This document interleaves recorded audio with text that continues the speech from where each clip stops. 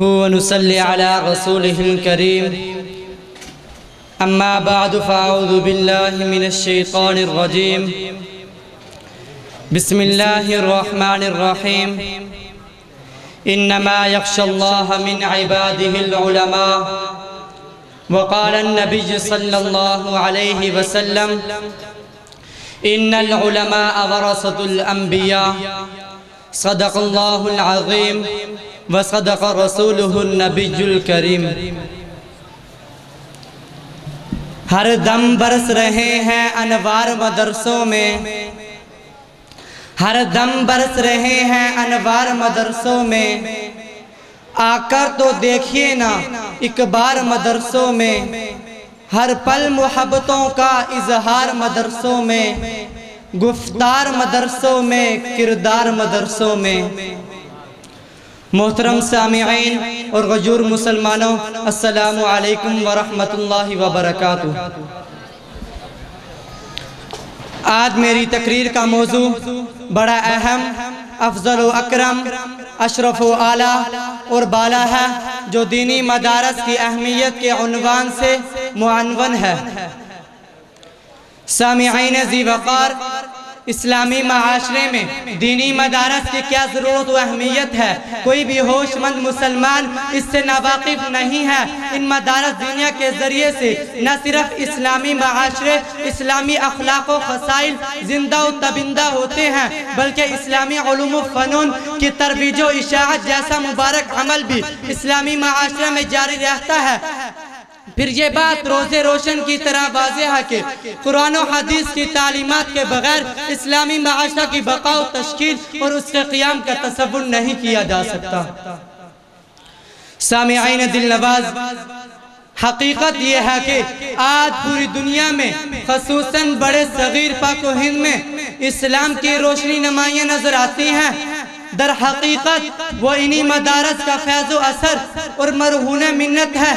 چنانچہ خستہ حال تعمیر میں قائم چھوٹے سے چھوٹے مدرسہ سے لے کر عظیم الشان تعمیر کی بڑی دستگاہ تک میں قرآن و حدیث کی تعلیم کا نظر نواز منظر بچوں کے قرآن پڑھنے اور حدیث و فقہ سیکھنے کی صورت میں آپ کو یکساں نظر آئے گا۔ حاضرین مجلس توجہ فرمائیں، آج ان دینی مدارس کے خلاف سازشیں ہوتی ہیں، اعتراضات ہوتے ہیں۔ اسلام کے ابدی دشمن انگریز یہود و نصارہ اسلام کے قلعوں کو مٹانے میں مصروف ہیں۔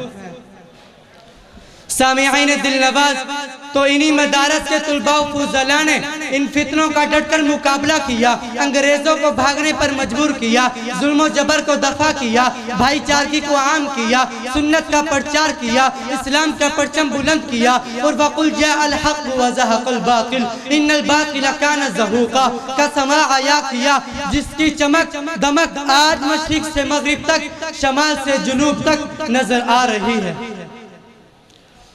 سامعین ذی وقار، ان مدارس نے ہمیں کیا دیا؟ آئیے میں آپ کو بتلاتا ہوں ان مدارس نے ہمیں کیا دیا۔ ان مدارس نے ہمیں ہزاروں مفسر، محدث، مفتی، متکلم، محقق، مدقق، مناظر، معلم، مبلغ، مؤرخ، مدبر، مفکر، مقرر، سیاستدان، صحافی، شاعر تیار کیے، اور ہزاروں فقہاء، علماء، فضلاء، فصحاء، بلغاء، ادباء، صلحاء، اتقیاء، اذکیاء، اصفیاء، اکابر شیوخ پیدا کیے، جن کے تذکرے سے ایمان کو تازگی، اذہان کو پکیزگی، روحوں کو سرشاری، عمل کو بیداری، فکر کو وسعت، نظر کو ٹھنڈک، دل کو حلاوت، عقیدے کو پختگی، اور عمل کو شائستگی کی دولت نصیب ہوتی ہے۔